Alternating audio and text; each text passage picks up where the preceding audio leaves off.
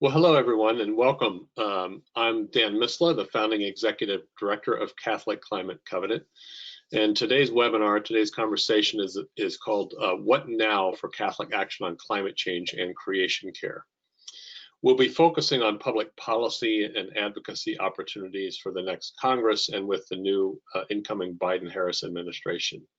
So before we begin, why don't we just quiet ourselves and be in God's presence. And I will read this prayer from Catholic Relief Services called When Every Night is Winter. So take a moment, please.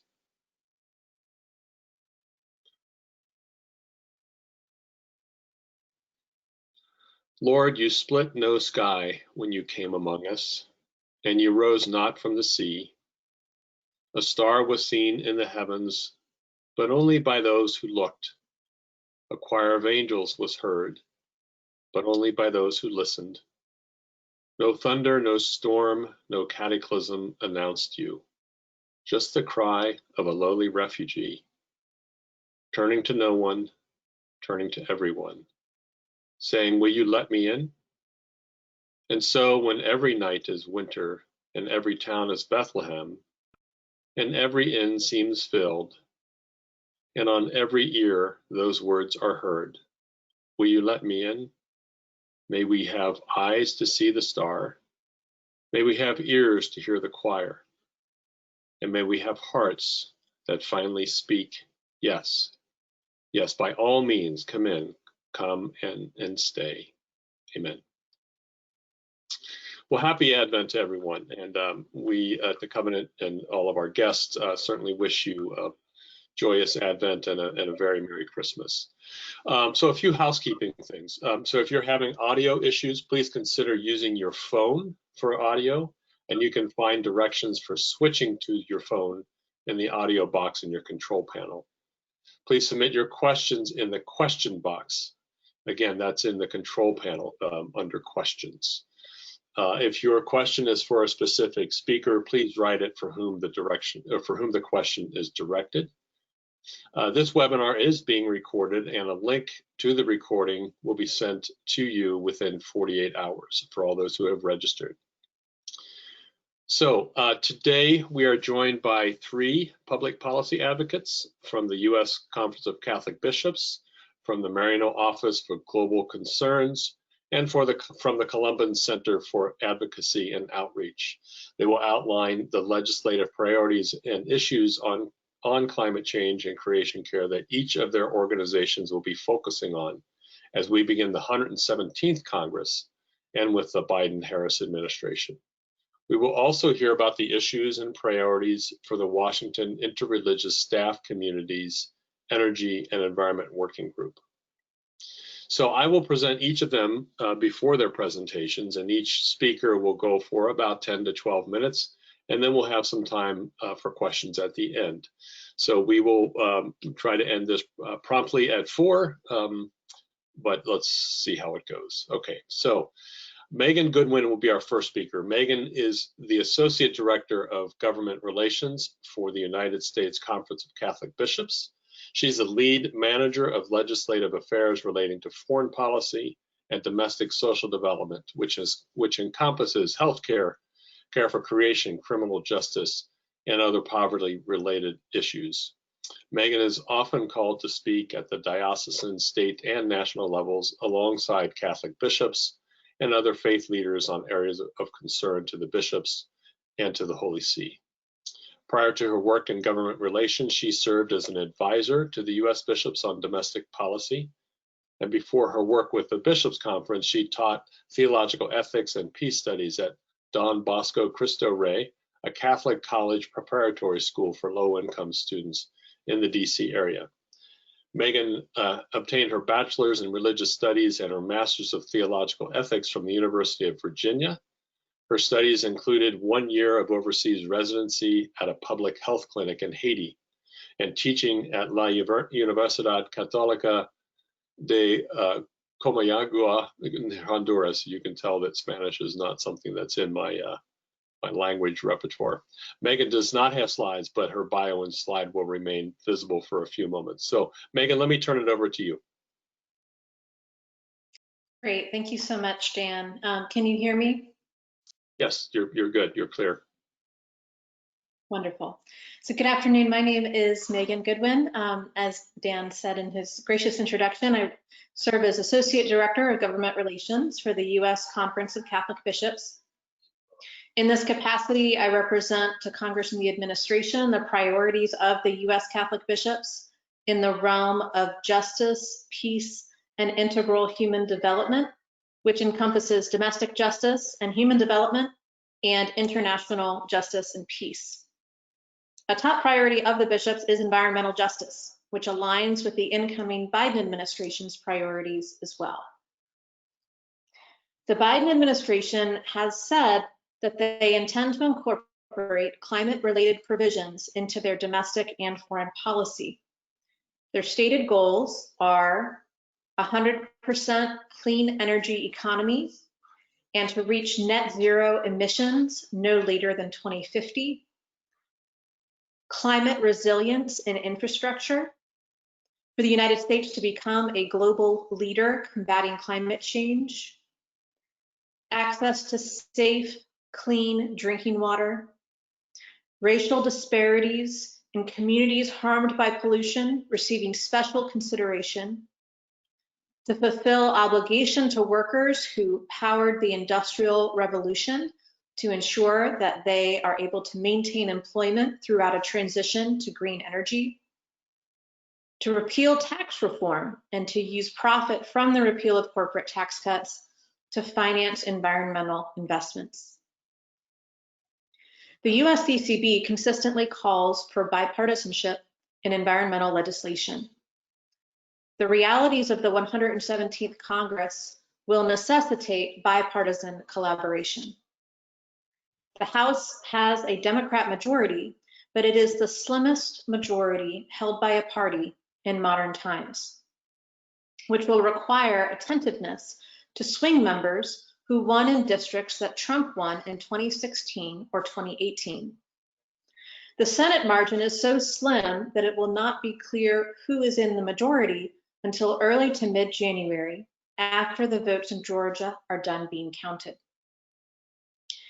If Democrats take both Senate seats in Georgia, the Senate will be split 50-50. With a Democratic White House, this means a Democrat majority in the Senate and that the Vice President will serve as a tie-breaking vote. So as it happens, Senator Kamala Harris may find herself back in the Senate with some frequency. Some anticipate that such slim margins will result in 2 years of gridlock and stalemate. The alternative is that Congress will come together for bipartisan collaboration on areas of agreement. This is the approach that President-elect Biden is pursuing, and it is an approach that the USCCB will support. This summer, the USCCB hosted Senator Chris Coons, who's a Democrat, and Senator Mike Braun, a Republican, the co-chairs of the Senate Climate Solutions Caucus, for a dialogue with Archbishop Coakley, who is the chair of the USCCB Committee on Domestic Justice and Human Development, and experts from Catholic Charities and Catholic Relief Services, who spoke to implementation of climate-friendly policies into assistance programs. The theme of that gathering was one of bipartisan collaboration towards the end of Care for Creation. The event was a great success and laid groundwork for our continued dialogue with Congress on bipartisan climate solutions. We will continue to foster those relationships in the 117th Congress to work for bipartisanship, not gridlock, on environmental policy. These same relationships will be valuable as the United States seeks to integrate climate policy into US foreign policy. We have existing strong relationships with the Senate and House Foreign Relations and Foreign Affairs Committees, and look forward to dialoguing with lawmakers about ways to integrate care for the poor and care for creation on a global scale. Biden himself was chair of the Senate Foreign Relations Committee, and his committee staff director is now the Secretary of State. So we expect that this will be a high priority of an administration that takes a sophisticated approach to foreign policy. One approach that Biden championed as chair of SFRC was what he called a debt for nature swap. And this would exchange debt relief for conservation of tropical forests. And this was legislation from the 90s. The administration has expressed a desire to rework this approach to explore whether foreign debt forgiveness might be traded for the country's meeting of climate-related standards. The USCCB is a founding member of Jubilee USA, which advocates for debt relief for poor countries. Such a cross-cutting approach is one that we would certainly have much to dialogue about with the Biden administration. The Biden administration has also committed the United States to rejoining the Paris Agreement, which the USCCB supports. It also seeks to provide tools to local communities to foster climate resilience. The USCCB hosted a Hill briefing on coastal resilience to climate change a few years ago. We are also asking for the Biden administration to reverse several harmful rulemaking decisions by the current administration. Government agencies play an important role in the stewardship of the nation's natural resources through the enforcement of environmental regulations. These regulations are necessary for creating and maintaining conditions where people and the environment can exist in productive harmony. The USCCB has supported regulations that reduce greenhouse gas emissions, moderate hazardous air pollutants, and protect local communities and ecosystems. In domestic legislation, Biden seeks to incorporate environmental policy into an infrastructure bill. The incoming Biden team has said that every dollar spent towards rebuilding roads, bridges, buildings, electric grid, and water will be used to prevent, reduce, and withstand changing climate. The legislation will include an enforcement mechanism that includes milestone targets no later than the end of Biden's first term in January 2025, makes historic investment in clean energy and climate research and innovation, and incentivizes the rapid deployment of clean energy innovations across the economy, especially in communities most impacted by climate change. The USCCB supports carbon pricing as one mechanism to disincentivize carbon pollution. We have called for mechanisms to account for the full spectrum of costs associated with greenhouse gas pollution. Concrete action is needed to address carbon pollution and achieve long-lasting environmental protection. Carbon pricing encourages a more ethical consumption of resources and prevents future generations from bearing the full weight of pollution. A USCCB committee of bishops that oversees our environmental justice program recently approved a $500,000 strategic national grant to put Laudato Si in action in local communities, with special consideration for the ways that environmental and ecological injustice intersect with racial injustice. Those communities will identify solutions to the environmental problems facing their own neighborhoods and communities. We expect to communicate the victories that come from these local community actors to policymakers to inform federal policy decisions that impact localities. The USCCB is also emphasizing root causes of migration and forced migration that are climate related, climate mitigation and adaptation through US contributions to the Green Climate Fund, and the rejoining of the Paris Agreement with bolder steps to prevent the worst impacts of climate change. We expect the Biden administration to be receptive to these asks, and we look forward to working together with them towards these ends. Overall, the USCCB supports methods of environmental protection that emphasize the needs of the poor and vulnerable and decrease instances of environmental injustice and environmental racism. For example, additional research on the links between chronic exposure to particulate pollution and increased coronavirus death rates should be conducted.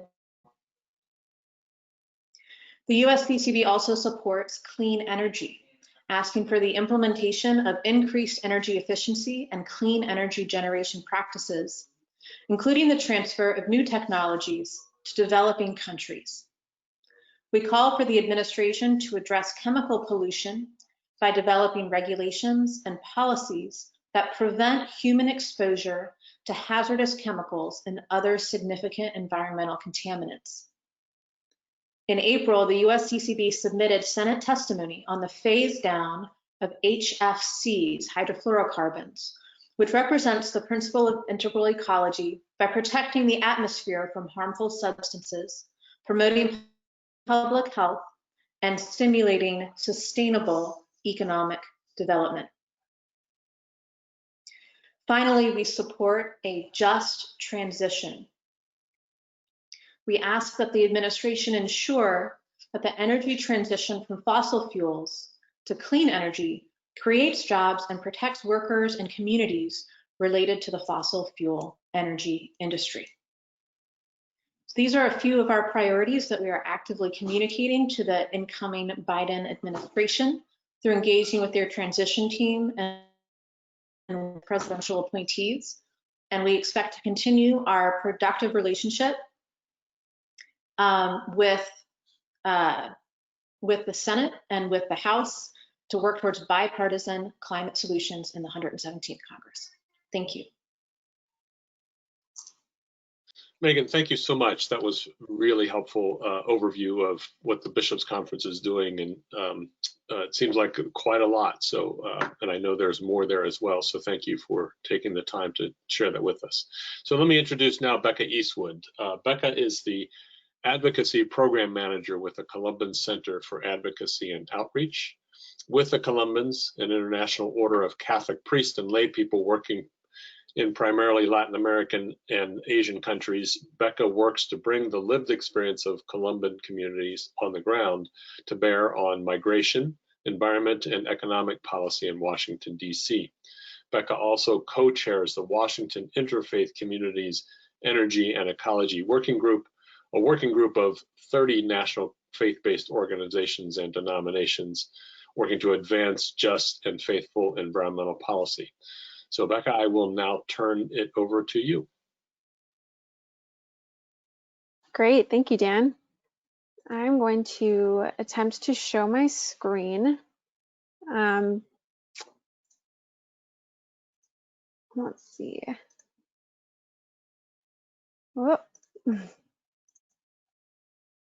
Okay, does that work?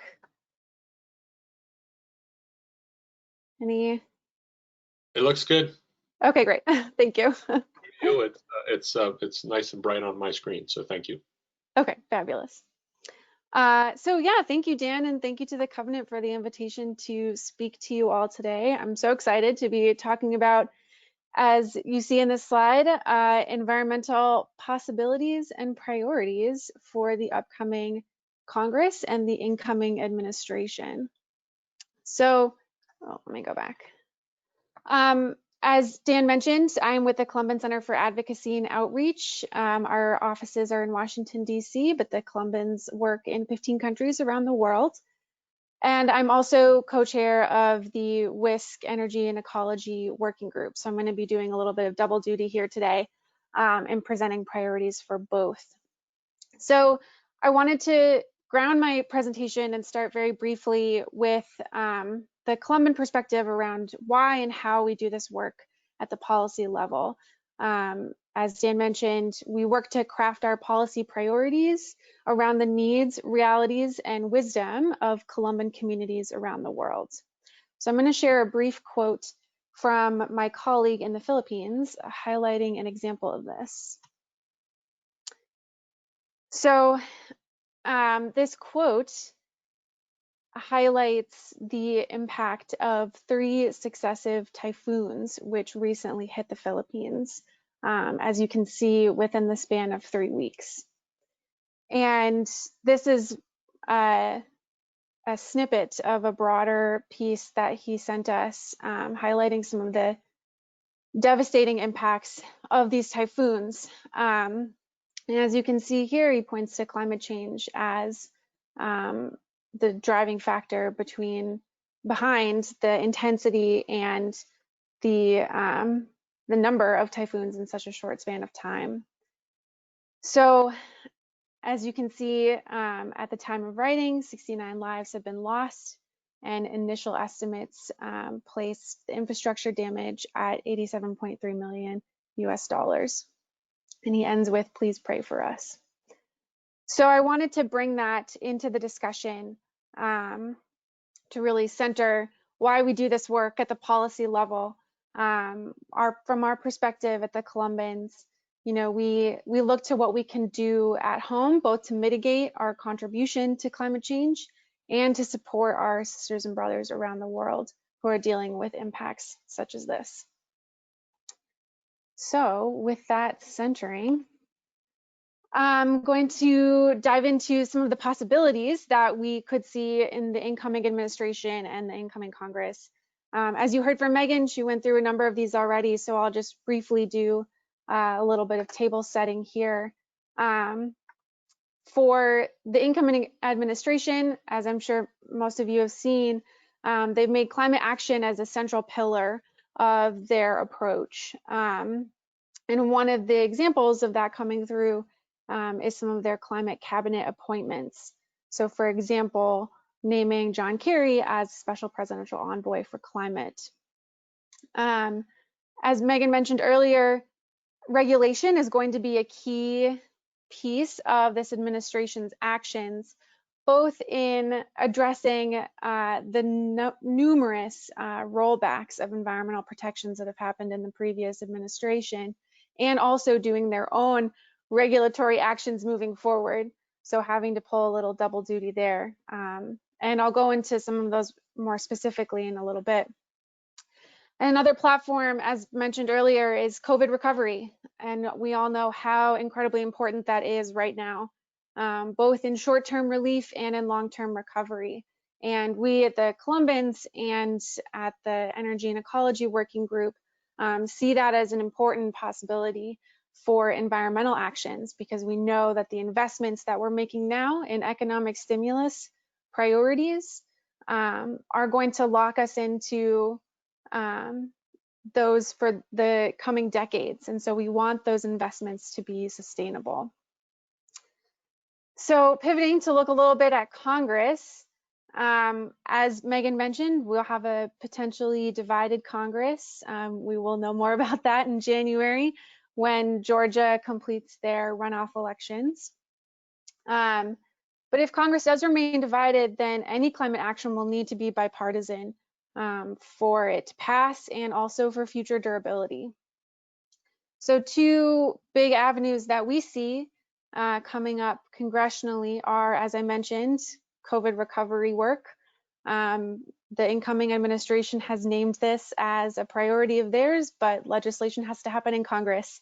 And so that is one avenue that we are looking towards. And another is something called appropriations, which is essentially the federal budget process. And so Meghan named a number of those programs earlier, but we are looking to influence that process and get some good climate investments coming out of that. So I'm going to turn to now what Columbans and the broader faith community are looking at in terms of our priorities. So for 2021, you're going to get a little preview of our policy recommendations here, as they are not actually going to be public until next week. So we have centered our policy recommendations both for the administration and for the legislature in these three pillars. The first is the need to act now and with ambition. I think that one is pretty straightforward. And the second is to center environmental justice. As we heard earlier, we have this triple crisis of health crisis, economic crisis, and environmental crisis. And those three are hitting the vulnerable the hardest. And so we are specifically working to make sure our priorities start there. and address those triple crises. And the last one, as I mentioned earlier, is investing sustainably in COVID-19 recovery, because we see those things as needing to go hand in hand. So I have a fun acronym for you all. Our overarching priorities can be captured in our faith principles. So I'll run through these very briefly. Frontline, vulnerable, and Black, Indigenous, and people of color communities must be supported first.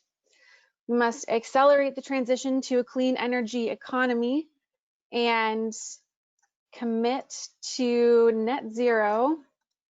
Commit to net zero climate pollution and electricity by 2035 and economy-wide by 2050. And as Megan mentioned earlier, this mirrors the Biden administration's own commitments that they have put out there. Invest in climate resiliency and sustainable infrastructure, transition our workforce to clean energy jobs with support and job training for workers, and honor creation by promoting protection and conservation of public lands and oceans. So those are our very top line priorities that we're looking to enact in the next administration and the next Congress. And I'm going to briefly run through what those look like divided between the two. So our administrative recommendations, obviously re-enter the Paris Climate Agreement immediately. That's something that Biden has committed to, but we see that as a first step in the process. And so we also need to submit an updated nationally determined contribution, or NDC, that reflects increased ambition, both in our action at home and in our contributions to climate finance. And I know Chloe's going to go into more detail with that in a bit.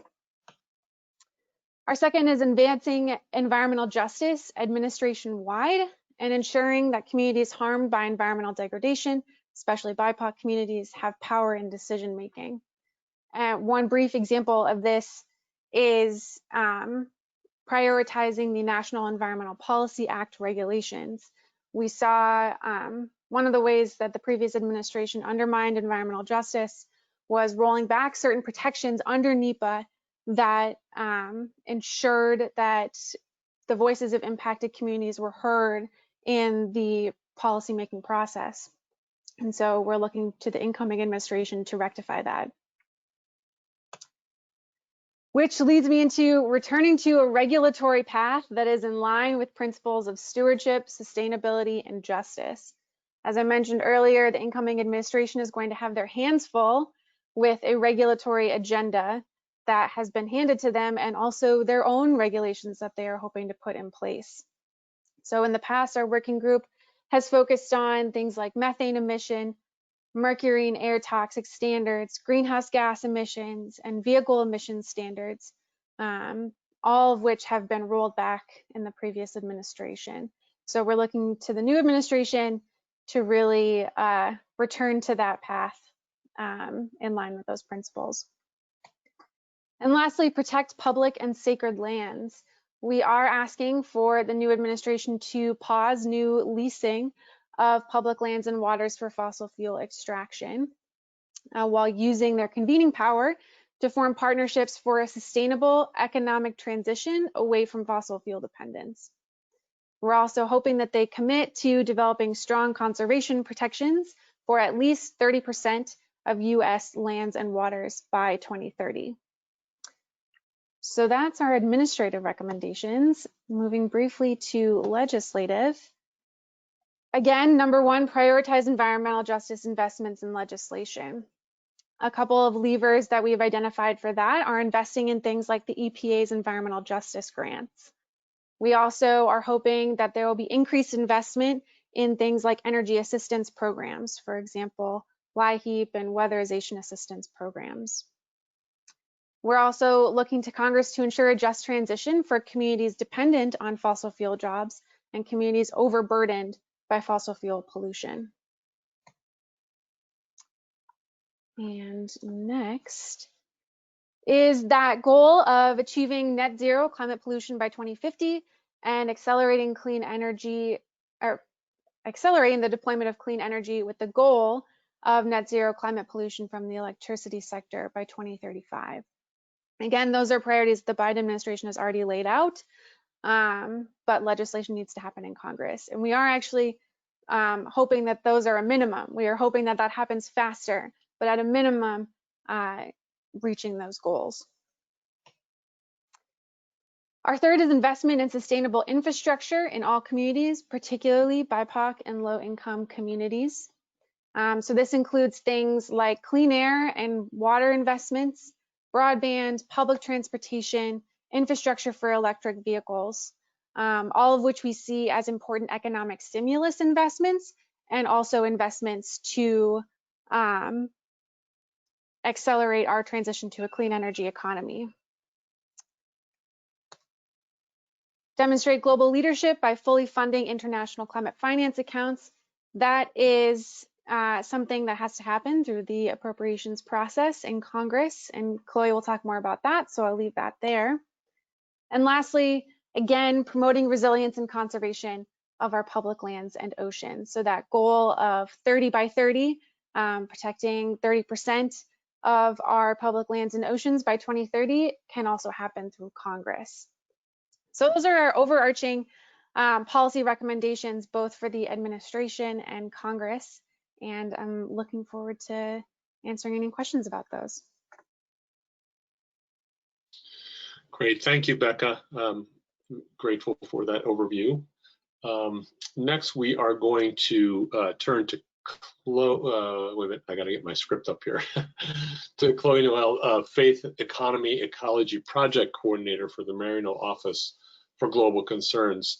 Chloe has 15 years of experience working for faith-based organizations to advocate for environmental and economic justice by seeking solutions to the climate crisis, unfair trade and development policies, and toxic pollution.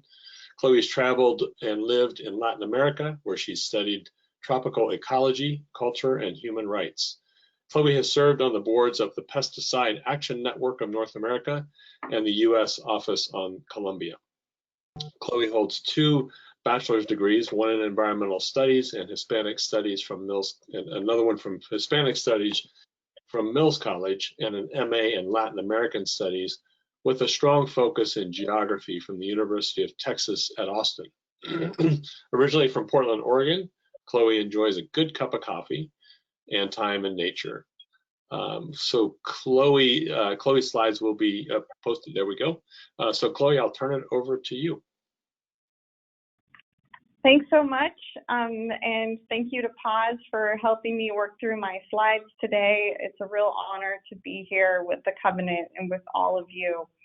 So I'm going to talk a little bit about what we might expect on the international climate policy side of things. And just to say, in terms of Maryknoll's work, that we really value collaboration and being parts of networks. We collaborate a lot with the Columbans and the bishops and the CCC, and we're members of the WISC Energy and Ecology Working Group and collaborate with secular partners as well, because we know that we alone can't do all this. We can't take on the great climate emergency that we have without working together and being parts of networks and networks of solidarity too. So first off, I just want to say that President-elect Biden has committed to rejoin the Paris Agreement and the international community that the Trump administration walked away from. And as the second Catholic president, Biden has referenced Laudato Si in his international climate policy approach. And I'm hopeful that with the new encyclical Fratelli Tutti, that will also influence the Biden administration's approach to re-engaging with the global community. Just as Laudato Si arrives at the right moment, so has Fratelli Tutti. And influenced heavily by the moment we are in, a global health pandemic and a rise of populism and leaders walking away from multilateralism, Pope Francis offers what Bishop Zampini has called a prophetic political model, rooted in love for each other that extends to our common home. To care for our common home, we need to recognize the human dignity of every person and ensure that everyone has an opportunity for integral human development and a fair share of the commons. Pope Francis describes the style of politics we need. He reinforces much of his commentary on politics from Laudato Si. which emphasizes cooperation and a focus on long-term goal over political expediency. It's a style of politics that's at the service of the common good with a strong commitment to multilateralism. It's also timely that 5 years later, somehow we're jumping ahead in our slides. So I should still be back on the first slide, and we'll soon wrap up and go to the second one. So it's timely that 5 years later, as the U.S. seeks to rejoin the Paris Agreement, we will soon have two Catholics in key roles, President Biden and the new climate envoy, John Kerry, to hear this new church teaching and have the opportunity to apply this new prophetic political model that Pope Francis offers us. So now I'll switch to the next slide. So the first step will be to re-enter the Paris Agreement, as you've heard from my colleagues, and the Biden administration can do that day one, and after 30 days, we should be back in. But then we need to do the hard work of putting together an ambitious pledge for reducing our greenhouse gas emissions before the next meeting of climate negotiators, which is currently scheduled for November 2021. It should have happened this year, but was postponed because of the coronavirus. And it's already, though, a sign of commitment to climate action that Biden has created the special envoy position. And the Secretary of State under Obama, John Kerry, was intimately involved with the negotiations for the Paris Agreement. And he will be ready day one to rejoin the negotiations after 4 years of seeing a rollback in U.S. Commitment to the climate policy. But as Pope Francis directs us in Fratelli Tutti, it will be important that the U.S. and Kerry specifically re-enter the negotiations with a spirit of generosity, solidarity, and humility in order to regain trust, let alone a role of leadership at the negotiations table. And that's why a strong NDC will be so important. The pledges made in Paris were important, but not sufficient to meet the long-term goal of keeping global average temperature rise well below 2 degrees Celsius above pre-industrial levels and pursuing efforts to limit the increase to 1.5 degrees Celsius. However, that's okay because the agreement is designed so that every 5 years, countries pledge more ambitious NDCs to meet the long-term goal. Next slide. Given the concerted efforts to undermine U.S. climate policy, we and many other countries are not on track to meet those commitments. Two recent reports from the UN climate scientists raised the alarm that we have 10 years to stay on the pathway to limiting temperature rise to 1.5 degrees Celsius, and that every year we fail to take transformative action, the emissions cuts will need to be greater. But the authors believe it is still possible today to meet this goal through transformational policy change that centers on equity. Next slide. The U.S. will also need to make a financial commitment to support developing countries and their ability to reduce emissions and adapt to the effects of a changing climate. The U.S. so far, under any administration, has been unwilling to commit any money to help countries where adaptation is no longer possible. We often refer to that as loss and damage, when countries have literally gone underwater and where people are stateless. And this is likely going to be the case under the Biden administration as well, which is very unfortunate. But I do have hope for adaptation and mitigation. And under the Paris Agreement, all the nations party to the agreement committed to mobilize a collective $100 billion a year in climate finance. And that's the money that's necessary to support mitigation and adaptation so that we can have more climate resilient societies and ecosystems. And the Green Climate Fund is an independently governed fund established by the United Nations to catalyze additional money for climate action to help us meet that $100 billion goal. It doesn't all come from there, but it's a mechanism to help get us there. And it's a mechanism with developed and developing country leadership on it and promotes country-driven solutions to the problem. And in 2015, countries initially pledged $10 billion over 5 years, and the U.S. committed $3 billion of that $10 billion, which works out to about $600 million a year. Meanwhile, last year alone, taxpayers spent $38 billion on the war in Afghanistan. So our pledge is a minute amount of the overall U.S. budget, especially when you spread it over 5 years. And since the beginning, funding the GCF has faced opposition from Republicans in particular. And while fortunately Congress hasn't barred the GCF from receiving funding, it also has never appropriated money to the GCF. And under the Obama administration, they were able to fulfill $1 billion of that U.S. pledge, but they had to take it from a general fund for foreign assistance. And there's a lot of need out there for that general fund that goes beyond just addressing the climate crisis. And so it's not the best solution for funding the GCF, and we really do need to have GCF allocated, and that's something that we will be working on for sure with our colleagues in the secular community and in the religious community to make possible. And we know that the faith community is the one that can really play a role in helping to build that bipartisanship that's necessary to get it funded.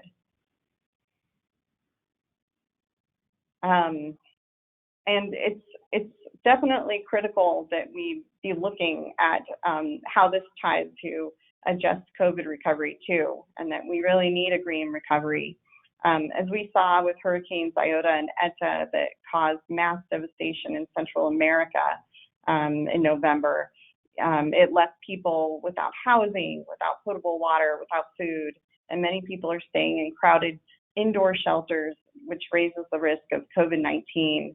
And they're in desperate need of food, PPE, and medical attention. And we know that there's a need for an immediate response to the hurricanes, as well as a medium and long-term recovery too. So I guess the bottom line is that similar to domestic recovery efforts, we need to recover from the economic, humanitarian, and health crisis. And we have to make sure to do it in a way that prevents the worst impacts of climate crisis. So we need a green recovery plan, and so that we can have resilient communities and ecosystems going forward. And that can be done by supporting local and regional food programs that support small farmers. It can be done by equipping clinics with off-grid renewable energy and creating green jobs in the renewable energy sector in developing countries, and by supporting small-scale sustainable agriculture. So again, the COVID relief package and making a green recovery is something that will be a priority for us.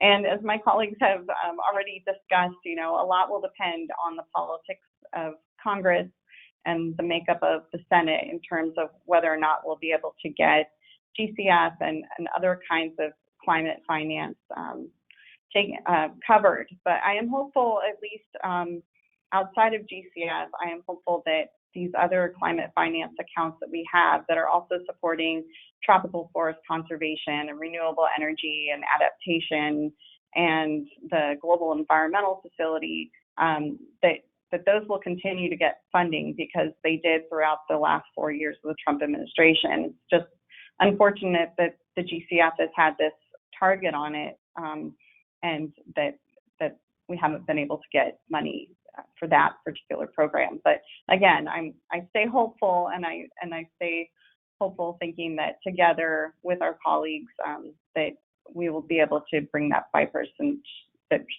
bipartisanship forward to get GCF funding. And a commitment will need to be bigger and bolder to the GCF in order for us to enter into that relationship again with the global community. And the other countries have since then, since 2015, already made additional pledges that will double the amount that they pledged in 2015. So that would mean that we would need to fulfill our $2 billion commitment, which the Biden administration has pledged to do. And then we would need to make a greater commitment. And if we double it, it would be another $6 billion over 4 years. And then to move on to the next slide, there's a couple other pieces of legislation that we hope that Congress will take up that will also address the climate crisis in a way that's equitable and just. And one would be a policy, a bill that would protect environmental and land defenders. Often they are the ones who are climate protectors, and they're protecting critical ecosystems and preventing activities that can further cause more damage to the climate, and yet they do this with their own lives on the line, their livelihoods, their culture, and their homes. That they have a lot to lose, but they are playing this important role, and the U.S. government should play a role in protecting them.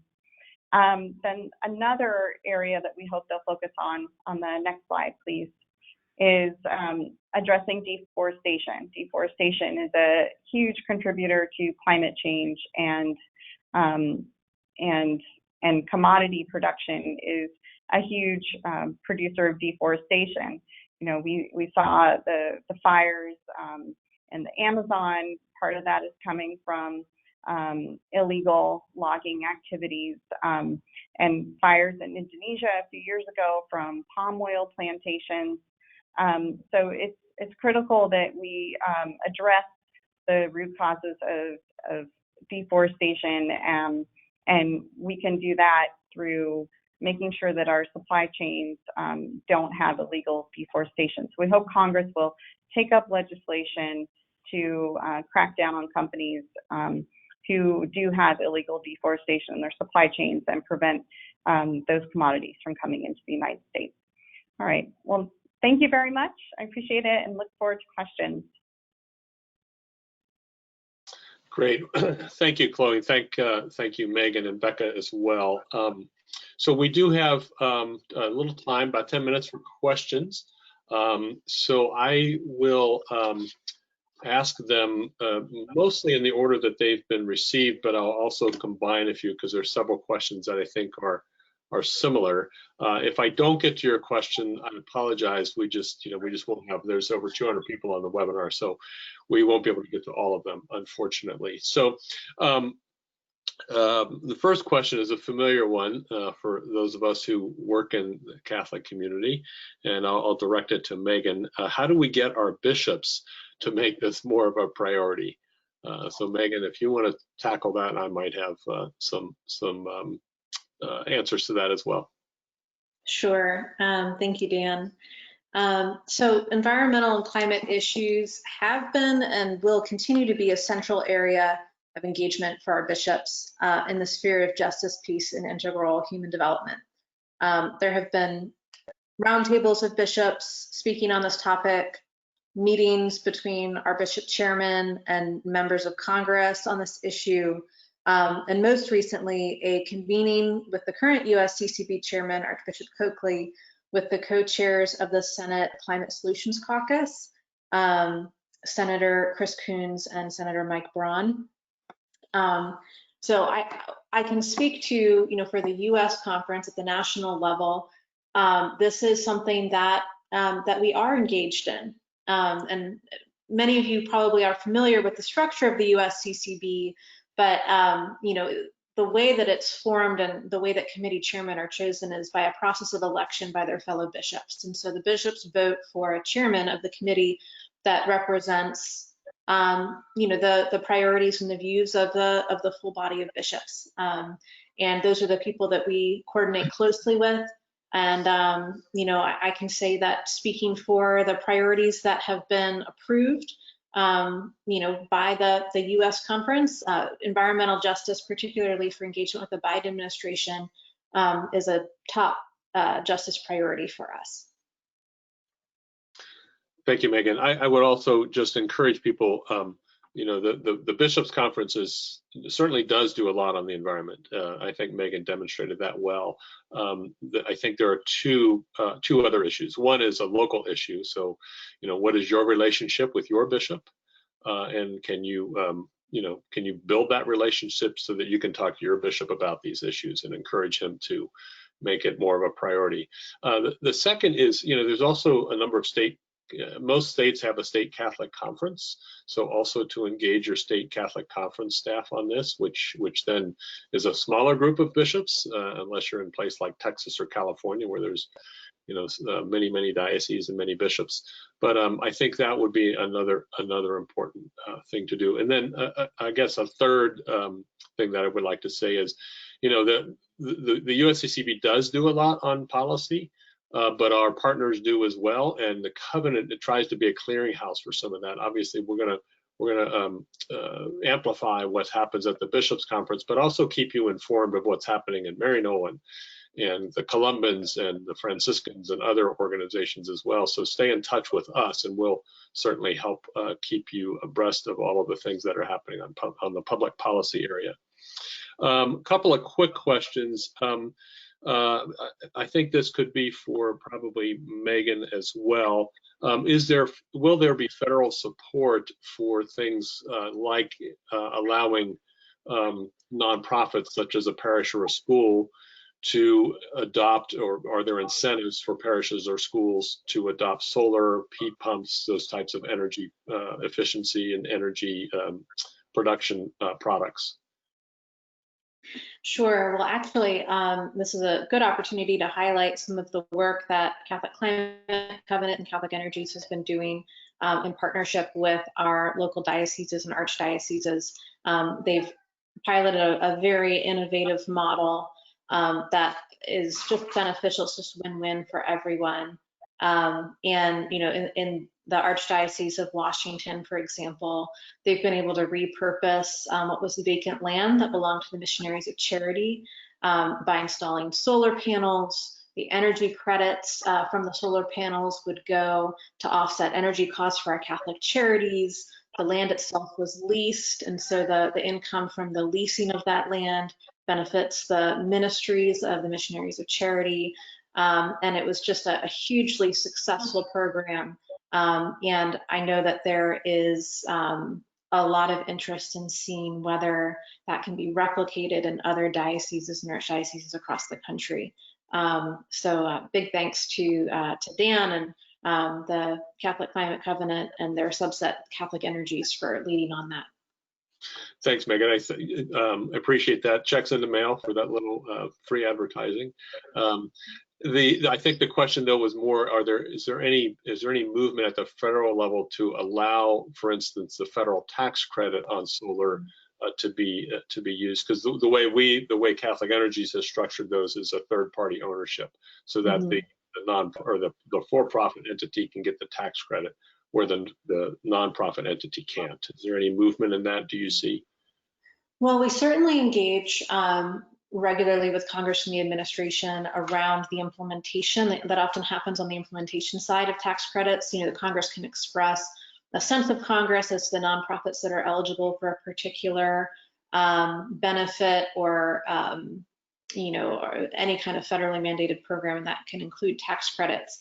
And sometimes it gets very specific. Something like affiliation rules is something we've seen in the past, where we want to make sure that the federal government does not say that if you're a Catholic entity that you all count as one giant nonprofit. And so, you know, an individual monastery is the same thing as the Catholic charities, is the same thing as the Catholic schools. And then sometimes it will exceed, for example, employee limits that will sometimes apply to special tax credits or grants that are intended to benefit smaller nonprofits. That would fall sort of in an intersection between our domestic justice work and our religious liberty work, is ensuring that Catholic entities are not excluded from these you know, programs that especially that are intended to benefit the common good. If there's an organization that's working for the common good, it shouldn't matter whether they are faith-based or secular. And we're very proud of the fact that as Catholics, we are the largest provider of non-governmental assistance across the board in the country. And so, you know, this will certainly be a point of conversation, especially if tax reform is going to go in and be reworked. We know that there will be tax credits that will be reinstated that were there during the Obama administration. New tax credits will be written, and we will certainly be engaged in those conversations to ensure that entities are not excluded on the basis of being a faith-based organization. Great, thank you. Quickly, is the Senator Coons, Senator Braun's, is that available on the USCCB site? I believe it is. Let me share a link with you. I know it sort of went through all the approvals, and Catholic Charities, I think, has it posted as well. Okay. But I can access that link and share it to you if you would like to distribute it. Sure, that's great. We'll send it out when we send the video out, that link for that. Thank you for that. Great. Thank you. Let me throw a question to Rebecca. So how do we help to get Republicans to help pass justice legislation, climate justice, environmental justice legislation, if they can't even acknowledge that, many of them don't acknowledge that climate's even a problem? So how would you respond to that? That's a great question, is my first response, and a very admirable goal. I would say that we have seen movement in the Republican response to climate change and environmental protection. And I do think that there are bipartisan possibilities in the upcoming Congress. So as Chloe said, I remain hopeful on that front. And, you know, I think, I won't say across the board, but I will say in large part, in terms of members of Congress, the conversations that we are having now are not, does climate change exist, but what do we do about it? And so that is a real motivator for me in watching that shift happen in Congress. I think some of the concrete ways that I would recommend, one is, you know, we are having a new Congress come in, and so making sure you know who is representing you and what their positions are. I think as Catholic and as faith-based organizations, we have a unique position to bring that message specifically to Republican legislators. And so I would say at this intersection that we are working, really lean into that and, you know, bring that motivation with you to advocate to your members of Congress, especially Republicans. We are going to need to build those really deep relationships to move bipartisan legislation. And I think that the Catholic community can be really instrumental in that. Great, thank you. Dan, can I jump in here? Sure, of course. I was going to ask you the next question, but please. Okay, I just think just to offer a few more ways that I think Catholics can really get involved in moving the next Congress on these kind of priorities. That COVID's made it more challenging in some ways, but I think there's a lot of opportunities for virtual engagement. I think you can still put together you know, op-eds and letters to the editor, but you can also organize virtual rallies. You can use social media.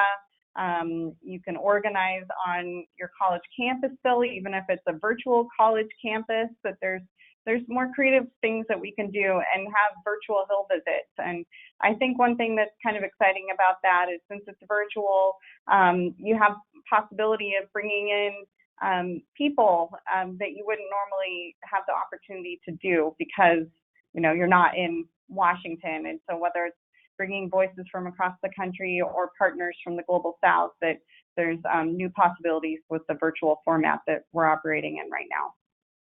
Great, and I would emphasize that again. I know we're over a little bit over time, but I'll just say quickly, I'm sorry we didn't get to all your questions, but there's a number of questions about how do I get my pastor, how do I get my bishop to make this more of a priority, to preach about Laudato Si and those types of things. And you know, there's no real easy answer to that except to build these relationships and take advantage of the resources that Maryknoll, that the Columbans have, that the USCCB has, that we have on our website, CatholicClimateCovenant.org, to have conversations, to tell stories about the impacts. I mean, some of the stories that we heard today, especially from Rebecca and Chloe, you know, there are people who are really, both in the United States and globally, who are really hurting because of climate change. I think telling those stories, finding a personal connection with your pastor on these issues, I think is really helpful. I know we like to preach about this, but maybe preaching is not the best approach. Maybe it's sitting down, having a meal, and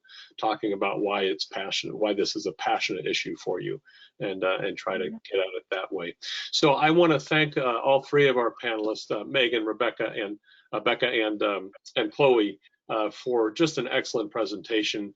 Again, apologies for not getting to all of the questions. We will try to answer some of those individually with you. All of our friends have asked great questions today.